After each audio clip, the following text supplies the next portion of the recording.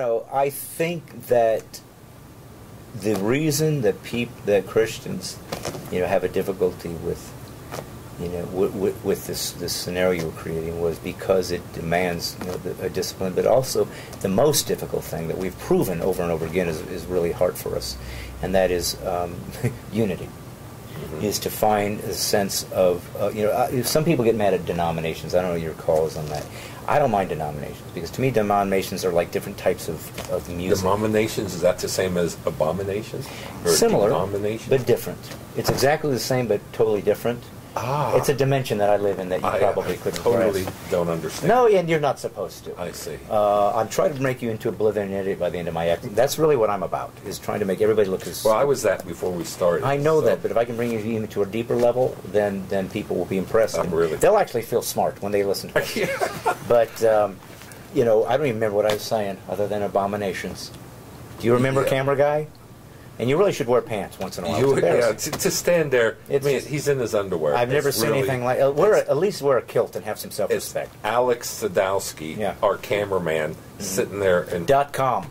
Has lots of pictures of him in his kilt.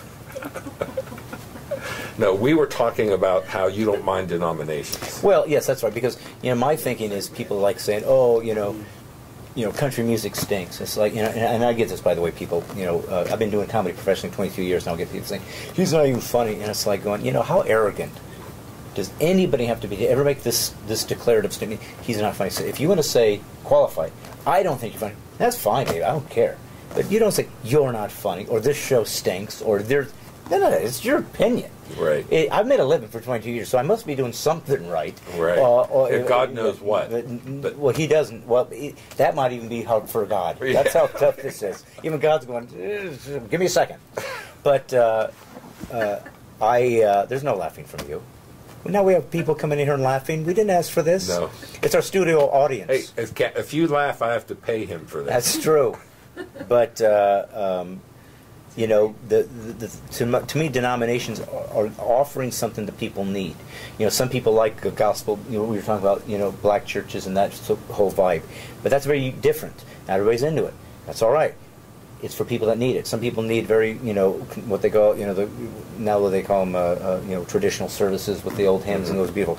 Some people want the praise and worship, the modern, this and that. So what? Good. Thank you that there's something for everybody. The problem is not there's denominations. The problem is denominations won't work together. Because it says we're many members, one body. You know what? There's a restaurant association where Chinese people can get along with Italians for the sake of promoting restaurants. We should be able to do that in church too, right? I would think so. I mean, to me, church is a lot like a Chinese restaurant. Oh, yeah? I don't know. I just thought I would just leave it there and let our people ponder it. And if you think your church is like a Chinese restaurant, write to Don Nori Sr. at .com. Yeah. And tell us how your church is like a Chinese restaurant. That's right. But, I guess what I'm getting at is if there was an ultimate Christian vision that we're all trying to, get our spirituality and our intellectuality into a place of equal balance, where we care about what we know, we try to live what we believe, and we try to show ourselves that there is no really sort of supernatural in our lives, but it's natural. Yes. That we sort of live in that sense that it's always where it's supposed to be. Yes. But for that type of a vision to take place, everybody has to be on the same page. Everybody has to decide, to determine, to let's live like this now. And that's just not going to happen. And that's not being pessimistic or being unchristian or unfaithful. It's knowing human nature and watching what history has shown. It's always the very few. That's true. Many are chosen. Many are called, but few are chosen. But what I am just the eternal optimist. Well, and that's a good thing to be. Eternal optimist. It's good to be because it's a great spirit about you. It brings a great, uplifting to the people that you're around, and causes us all to laugh at you when you continue to fail at your optimism. That's funny too, right? It is. He's constantly losing every possible. As long as I'm making he continues to believe in the people, and then they just fail, and it's hysterical if we get it on film. Yeah. But no, that's good to be an optimist. I'm more of a pragmatist, I think. I was an optometrist. Were you?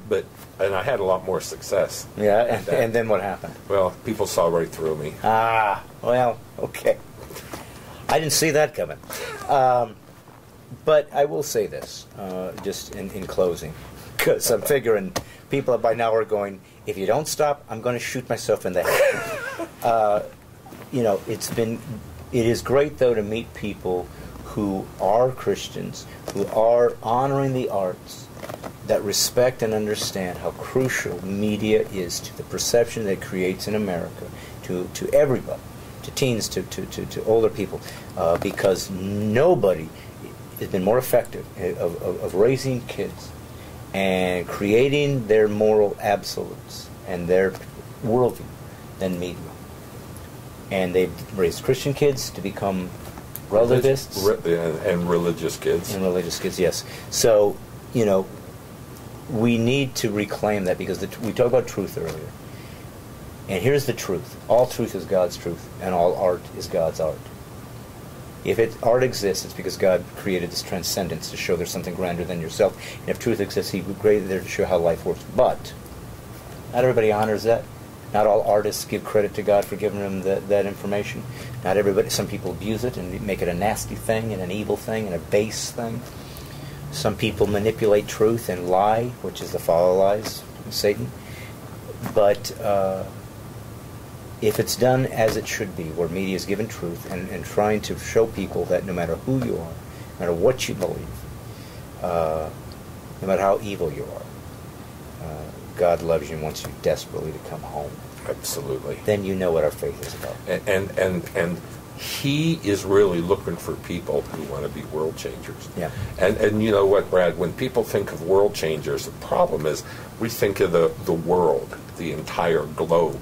But when God says, I want you to be a world changer, He's talking about your world. Yeah. Who do you touch every day? Who do you talk to? Who do you visit?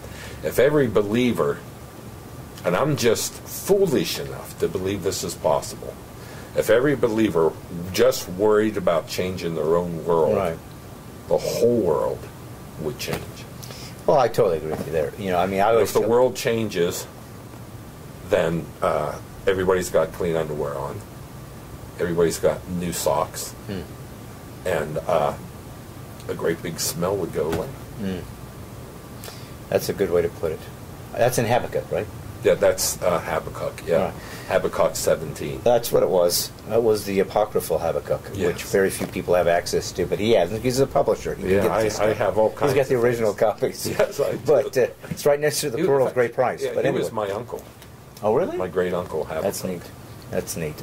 You know, I'm surprised there's not more kids named Habakkuk. Yeah, that's right. Yeah, or Methuselah. Yeah, that's a good one. That's a good one. But I think you're on to something, and I do hope for a day when Christians can be a little bit more united in that regard. But you know, whatever, you affect your territory. That's why I always tell people when I come into their churches to perform. It's like I'm more like the prophet. I come in, I do a lot of damage, and then I run away and let the pastor clean everything else up. But it allows you to say things that they aren't able to say. You know what? And I don't care if people get angry. At least you stir them up so they are expressing some kind of emotion. That's it. That's exactly. If it makes them rethink what they think. Right. Absolutely. Or try to rediscover what they think they've discovered. That's exactly right. It's been successful. It's been successful. You know, that's right. Everything you believe, you should be able to back it up with, intellectually and spiritually as to why you believe it. So listen, we got to go. But if you've enjoyed this, and if you're concerned about Alex having to tape in his boxers, take size 32, 32, 29, and you can send those all to DonNorisSenior.com. Yes. And again, don't forget to send in your checks for your brain. And if you have a question for Brad, don't send them to us because I may never see him again. That's true. Matter of fact, I can pretty much guarantee that. Good night. See you later.